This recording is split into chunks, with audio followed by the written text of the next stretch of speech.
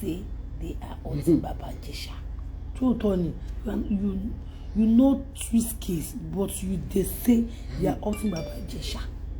Mo dúró kí Yomi Fabiyi join this live video. Torí wọ́n ti bẹ̀ mí kí n dákẹ́ fún ẹ, but mo ti wo live video ẹ, ó là kó ti mad.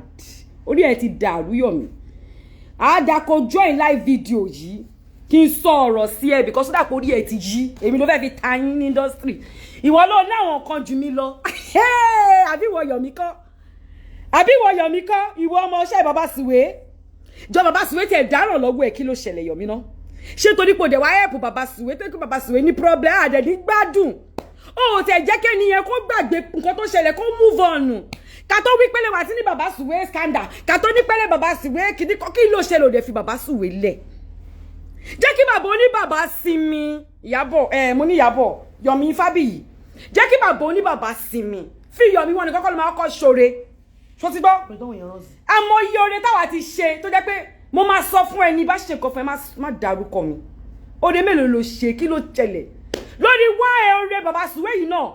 Ó dẹ̀ ní jẹ́ ká rí mú mi. Yomi orí ẹ̀ ti dàrú ni.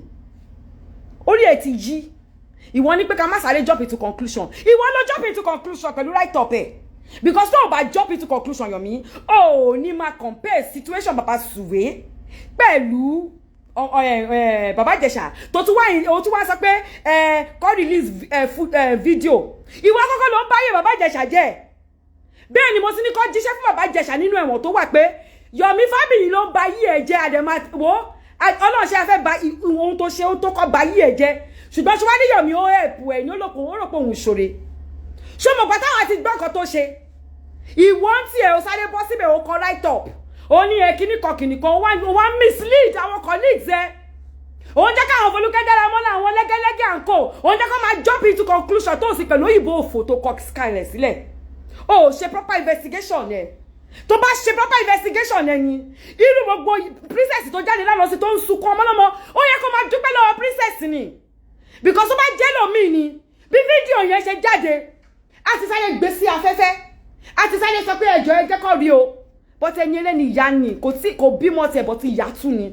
Kò ṣe gbogbo ẹni tó bá bímọ nìkan nìyá. Kẹ́nìbọ̀dì má pè mí kọjọ. Ẹjọ́ kẹ́nìbọ̀dì má pè fóònù mi lọ́wọ́ yẹn jẹ́ kí n máa sọ̀rọ̀ ẹ jẹ́ kí n máa bọ́ bí mo ṣe fẹ́ máa bọ́ ẹjọ́ mo fi Ọlọ́run bẹ̀ everybody ẹ má pè mí. Ẹ fi mí sílẹ̀ jẹ́ kí n bọ́ tí bá bọ́tọ̀ ẹ lè má pè mí. Ó ti tọ́ná wọ́ wèrè ó dẹ̀ máa gba wèrè lọ́rọ̀ ni. So ìwọ sì princess tó jáde síta tó bẹ̀rẹ̀ sí ní sunkún. Ṣebí tó ní nǹkan tó ní lórí péjì Folúkẹ́ Dáramọ́lá tó ní lórí tó gbọ́kàn tí lẹ́gẹ́lẹ́gẹ́ sọ àti gẹ́ẹ̀kan bíi pé àǹkó tó ní gbogbo nǹkan tó pọ̀ sí ló ń jẹ́ kọ́mọ lọ́mọ wà ní depression láti àná. Èèyàn kàn déédéé dìde.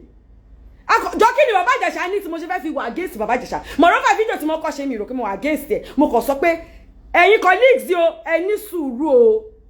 Ẹ má jẹ́ ká jump into conclusion o. Ìwọ wá dé. Ó dé o ní pé mo maliciously render fún cyberbullying. No, ẹ ṣe máa gbọ́ cyberbullying ni Yomi, you will just begin to understand what they mean by cyber because mo máa bully ẹ bí wèrè. Ó dà kó rí ẹ ti dàrú. Ìwọ sọ fẹ́ mi pé ìwọ nǹkan tí ìwọ ní kí ló ní Yomi. Èèyàn máa ń sì rẹ̀gùn. Wàláhì bó bá láṣọ tó mi ò lè lákìsà tó mi kò possible. Ṣó gbọ́kàn sí mo sọ tó bá ní aṣọ tó mi ò lè ní àkìsà tó mi. Nígbà tí èmi ń jìyà tí mò ń struggle ibo ni wọ́n wà. Ìwọ ń fi rẹ ewé mi. Ṣó yá wèrè Yomi Fabiyi mo fẹ́ kó máa wo fídíò yìí o. Kó máa kọ́ bá mi sọ fún ẹ kó tag ẹ kó wá gbọ́ ọ̀rọ̀ torí wọ́n ló ní sọ́ọ̀bù yìí. Orí ẹ ti yí Yomi. Ní fídíò nígbà tí wọ́n gbọ́ ọ̀rọ̀ tí wọ́n release statement. Ṣé tó bá jẹ́ pé ní tòótọ́ Baba Ijesha ò ṣe anything tí wọ́n wá release statement bó ṣe kankan kí ló yẹ kí gbogbo yín kọ́kọ́ ṣe náà. Ṣé wọ́n kẹ́ sáré gbéra dìkẹ́ gba pàǹtí lọ pé ẹgbà wá o wọ́n ní colleague wà ń bíbà yìí o wọ́n ní kọ́kọ́ ṣẹlẹ̀ sí o ẹjọ́ kí ló ṣẹlẹ̀ o kẹ́ wá gbọ́ bàbá ní bàbá ọ̀rọ̀. Ó sáré gbèwè torí pé ó ti gbọ́ one or two things. Ó sáré bẹ̀rẹ̀ sí ní kọ òyìnbó òfò òun kọ òyìnbó òsọnù òun kọ òyìnbó tó máa pa ẹlẹ́kùn tí kò ní pa ẹlẹ́rìn. Ó wá bẹ̀rẹ̀ sí ní kọ rubbish. Ìjọ nítorí Ọlọ́run mo fọlọ́run bẹ́ẹ̀ má ti pè mí ọ̀rẹ́ mi má pè padà. Ó wá kọ òyìnbó òfò òun kọ òyìnbó òsọnù. Ìwọ sọ pé pẹ́pẹ́ sí o ẹ̀ka ní sùúrù náà ká tó bá jẹ́ mọ́ tiẹ̀ ní Baba Ijesha ńlá ní ẹ̀kan ló ń sọ̀kì torí èmi wo fídíò tó ń sọ̀kì èékánná ọmọ ẹ olórí burúkú ìwọ Yomi tó bá jẹ́ pé ọmọ tiẹ̀ ni ó ń sọ̀kì èékánná ẹ tó ń lá ọwọ́ ẹ tó ń lá ọwọ́ ọmọ ọlọ́mọ tó ń lá ara ẹ tó ń fíngùlẹ̀ tó ń ṣe gbogbo ẹ tó bá jẹ́ pé ọmọ tiẹ̀ ni bàbá Suwe ṣe ni mo sọ́ọ̀rì bàbá Suwe jàre má bínú bàbá mi tó bá jẹ́ wọ ni ọmọ tiẹ̀ ni bàbá Ìjẹ̀ṣà ṣerú ẹ̀ fún ìwọ kí ni orí burúkú yìí wàá ló fẹ́ dúró di evidence ó yẹ kó kíra bàbà fún princess torí èèyàn ni ìwọ gángan ló dá rúdúrúdú lẹ̀ Yomi pẹ̀lú ìdí òṣì tó bá ń gbé sẹ́yìn tó bá ní ìwọ activist olórí ibu activist sọnù èmi ò ṣe tó yẹ ayé máa kú àbí tó yẹ Ibrahim mi já wèrè gan Yomi ò dẹ̀ mọ̀ mo tọ́jú wèrè mi sáṣọ nítorí àbíyamọ ni mí màá gbàgbé pé àbíyamọ mi ni mí màá fèsì ẹ Yomi because orí ẹ ti yí ó dàpọ̀ mẹ́ tó ń bá pò èmi ló fẹ́ máa bá pò àbó lórí burúkú ni ẹ Yomi ìwọ ọjọ́ kò ń sọ̀rọ̀ ó ń sọ English ọjọ́ kò sọ ní share ó ń single share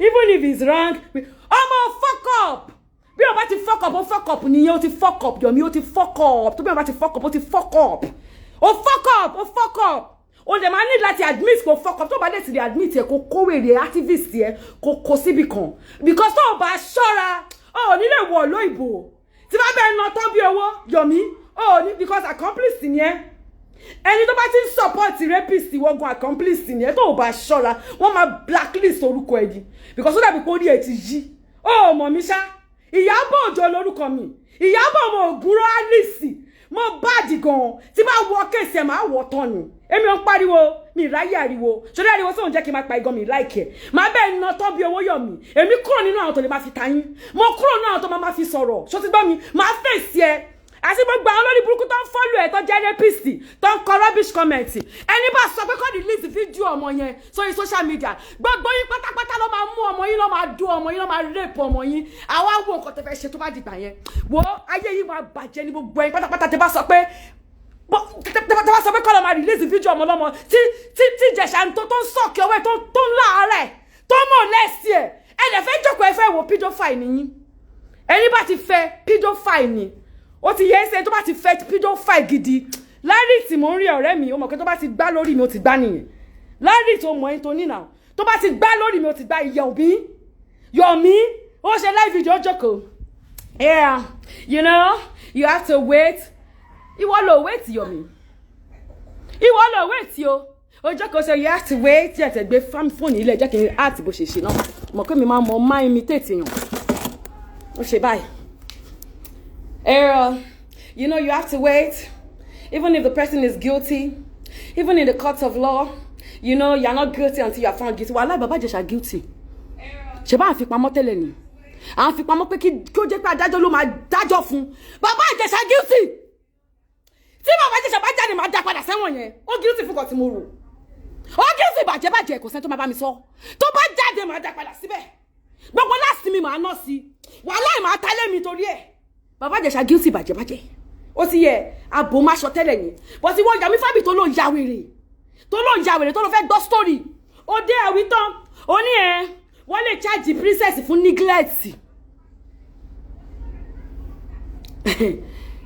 I was age 8 or 7 tó kọ́kọ́ molest me I think ṣé 7 àbí 8 ní mi nígbà yẹn tó molest me tẹ̀rántí age yẹn but I always talk about my rape àbí àti molestation àti rape kò sí ti ya mi mọ́ mo ṣẹ̀ṣẹ̀ sọ fún ìyá mi ní bí last year àbí 2 years ago kó tó di pé ìyá mi kú tẹ̀lé gbogbo threatening wèrè tẹ́ pé irú yín máa ṣe tẹ́ máa threatening ọmọ lọ́mọ if you talk I will kill you if you talk this will happen nítorí irú yín náà ni tẹ́ máa bẹ̀rẹ̀ evidence ni àwọn ọmọ ọlọ́mọ ò ṣe lè sọ̀rọ̀ síta nítorí irú yín náà ni tẹ́ máa wá evidence ọmọ 7 years jáde ó sọ pé máa yín ó ti tìka bọ̀ oúnjẹ ó sì rape òun rí o àti ẹjọ́ tó lọ́lọ́ ẹ̀ bá mi ẹjọ́ mo fẹ́ kẹ́ bá mi là kásẹ̀ wá ní pé Bàbá Suwe kò bá sùn jẹ́ kásẹ̀ wá kọ́kọ́ gbọ̀n yẹn Bàbá Suwe ó fọwọ́ bọ́ǹdì ó fíngẹ̀ tó ti confession ẹ̀ wà mú tún rí ibi tí wèrè ti kúnlẹ̀ tó fi kú jọ̀dọ̀ mi ayé ló ṣe mí tẹ́ bá ti ṣorí burúkú tán ẹ máa kúnlẹ̀ ẹ máa bẹ̀bẹ̀ páyé ló ń ṣe Bàbá Ìjẹ̀ṣà ayé yẹn máa ṣe é dọ̀run ni ayé yẹn ó máa ṣe é dénú náà ni ó wá kúnlẹ̀ ó ń bẹ̀bẹ̀ ẹ̀jẹ̀ ẹ̀gbà mi ẹ̀jà ní ni princess wọn ni saviour mi olórí burúkú ọmọ pé saviour ni princess tẹ́lẹ̀ kó tó ṣe ohun tó ṣe. Yomi Fabiyi bọ́ síbi kan gbọ́rọ̀ torí wọn ni mo ní wọ́n gangan ló ní láìfù yìí o ó wá dé Yomi ó ní fídíò tó rí wọ́n kàn dì mú lọ́wọ́ báyìí mo tú sọ́sẹ̀ àfi tí ẹnìyẹn ò bá ṣe ni mímọ̀ mi ṣá àfi tẹ́ni ẹ bá kúrò nílé ayé ṣá ní Priscilla tó ti pé 20 kí ọkùnrin kankan ti ẹ̀ dín mú ní ọ̀nà tí kò yẹ tí kò tọ́ kí ọmọ mi wá sunkún bá mi àbáwọn ọmọ àbẹ́ni ọmọ kò wá wò bóyá wọn ò ní ṣe ẹnìyẹn báṣubàṣu ṣe ní gbogbo ẹ̀yin pedophile wà ní Nàìjíríà yìí tẹ́ ẹ̀kọ́ yín ò kí ń gbé jẹ́ tí ọwọ́ yín ò kí ń gbé jẹ́ tó jẹ́ pé àwọn ọmọ ọlọ́mọ lẹ máa ń ṣe yàbùyàbù lẹ tí yín bá yín látòní lọ tá bá mú yín bá yín ẹ̀wọ̀n gbére lẹ máa lọ ṣe torí olórí burúkú ni gbogbo yín ìwọ Yomi ló ń dúró de evidence ó ṣe gbà pàtí lọ tó bá lọ love Yomi Fabiyi mo dẹ̀ ẹ́ tó bá lọ fight fún colleagues ẹ Yomi Fabiyi mo dẹ̀ ẹ́ ìwọ gbéra kó gbà pàtí lọ mo dẹ̀ ẹ́ Yomi Fabiyi ìwọ gbéra kó gbà pàtí lọ kó lọ fẹ́ lọ́mọ tó ṣẹlẹ̀ sí bàbá Ìjẹ̀ṣà tó bá ní jọjọ méjì síbẹ̀ tó bá bí ẹrẹ Yomi ìwọ gbéra kó gbàbẹ̀ lọ ìwọ gbéra kó gbàbẹ̀ lọ kó o bẹ́ wọn ní tiẹ̀ mọ́lé fún gbogbo rọ́bìṣì tó ń sọ torí wá bí ẹ́ ta ló made you judge ta ló sọ ẹ́ di tamper ANTP ta ló sọ ẹ́ di tamper sorry ta ló sọ ẹ́ di judge tamper ẹ má jẹ́ kí tí bá ti ń bínú báyìí máa ń da ọ̀rọ̀ pọ̀ ni ta ló sọ ẹ́ di judge tamper Yomi ta ló sọ ẹ́ di judge tamper ta ló rán ẹ ṣẹ̀ṣẹ̀ wọ́n jẹ́ lọ́ọ̀yà ṣó jẹ́ lọ́ọ̀yà bàbá Ìjẹ̀ṣà tó kọ statement ta ló rán ẹ ṣe kó kọ statement activist sọnù activist òfò ta ló rán ẹ ṣe oh who is that ta ló kọlẹ̀kùn who is that kí ló gbé wá okay ẹjọ́ bá ń gbé fruit mi wá torí lẹ́yìn fídíò mo ní láti sempe mind mi kí kúlù temper tó lọ lórí burúkú Yomi Fabiyi èmi mì ní ẹ o mo mì ní ẹ bàjẹ́ mo ráyè tiẹ̀ activist sọnù ní ẹ wo ọ̀rẹ́ ni bá ṣe èmi tó fẹ́ bá ṣe yìí àṣetọ́ ló ṣe ṣọba wà yìí torí pé ọmọdé wà involved jọba ò ní adult tó gbé cocaine ó gbé o kò gbé o adult punishment ni choice ẹ ni wọ́n choose láti gbé cocaine bọ́ọ̀mù dédé báwo ló ṣe tọ́mọ́ odidi ọkùnrin àgbàlagbà 47 àbí 48 àbí kí ló pé èjì bàbá wèrè yẹn tó mú ọmọlọ́mọ láàrin 4 minutes nínú fídíò tẹ́mi wò tó ń ṣe báyìí tíyẹn ti dànù tó ṣe báyìí tó ń rẹ̀ ṣó ẹ jẹ́ kí n yá sí fídíò bàbá Ìjẹ̀ṣà fún yín sí store release ẹ̀kẹ́ máa wò ó tó ṣe báyìí ó tún fọ́ ọkọ̀ ọmọ yẹn báyìí yẹn tún tẹ́rẹ̀ dẹ́ ó wá ní kọ́ ọmọ yẹn bọ́ bàtà fún un olórí burúkú lè bẹ̀rẹ̀ bọ́ bàtẹ̀ ó wá mọ́ wọn ọmọlọ́mọ wá sọ̀k má jẹ́ kí wọ́n àwọn ní àwọn tó fẹ́ máa sọ ọmọ kẹ́mi ò ṣe lesbian má sọ̀kì ọwọ́ mi jẹ́ kí boyfriend mi wá sọ̀kì ọwọ́ mi ló bá mú ọwọ́ ọmọlọ́mọ ló ń sọ̀kì ẹ̀ ló mú ọwọ́ ọmọlọ́mọ ló bẹ̀rẹ̀ sí ní ńlá kò ní dá fún bàbá Ìjẹ̀ṣà kò ní dá fún bàbá Ìjẹ̀ṣà support bàbá Ìjẹ̀ṣà ayé yìí máa jọ block ọ ni èmi mo dá dúró ṣé understand láti pẹ́ tí mo ti fi Yorùbá yín sílẹ̀ mo dá dúró ọ̀dẹ̀ bí yàrá yẹ anybody rẹ̀ tí bá tún tó la pé ń fẹ́ ya Yorùbá fi máa yà ó yẹ ibẹ̀ yẹn mi ò gbádùn o gbogbo wa la níwèrè à ń bo wèrè wa ní ó ṣe ọ̀rẹ́ mi à ń bo wèrè wa ní o Yomi máa bẹ́ẹ̀ iná tán bí owó sórí ìtọ́ kan yẹn tó gbé jáde yẹn ó wrong bàjẹ́ tó o bá jẹ́ accept kó wrong wàhálà tiẹ̀ ni ó mọ ọmọlọ́mọ tí ọwọ́ bọ́ lára bó ń ṣe báyìí ọmọ yẹn wá ṣe báyìí fún ìgbà tó yá wá ní kọ́mọ yẹn kó lọ bá wọn gbomi wá kò dẹ̀ sí kámẹ́rà nínú kitchen ó dẹ̀ dìde bó dẹ̀ ọmọlọ́mọ ṣe wọ kitchen lọ because fídíò yẹn wọ́n á lè gbọ́kọ̀ tí wọ́n sọ bọ́tà kọ́ ní kọ́mọ yẹn dìde ó wọ kitchen lọ ó dẹ̀ dìde ó tẹ̀lé ọmọlọ́mọ wọ kitchen ṣé ká wá dúró nígbà tó bá tó kó ọmọlọ́mọ nú kitchen ní kó tó wá kà mọ́nu lé ni torí ẹ̀ ń sọ̀rọ̀ ń sí ẹ̀yọ́ lórí burúkú Yomi Fabiyi ẹni ṣèbọ́mọ̀ lẹ́ẹ̀tẹ́ ni kò bá sùn sódì ìgbà tó bá rèèpù ẹ̀wọ́ kíṣìnù torí olórí burúkú ni ẹ́ èmi àti ọjọ́ mọ̀ ń pa kiri yìí náà ni èmi náà mo ṣe findings mi débẹ̀ kí ló dé tó ṣe findings ẹ kó tó post kó tó mislead àwọn ọtí wà wípé send ẹsẹ̀ mi náà pẹ̀lú picture ẹ̀ kí n post mi ì dẹ́ lóhùn ni torí mi ò ń ṣe yóò fò mi ì ń ṣe yóò ṣì mi ì ń ṣe yóò rádaràda gbogbo nǹkan ló lè gbà lọ́wọ́ mi ẹ̀ lè gbọ́ ọmọ lọ́wọ́ mi kò possible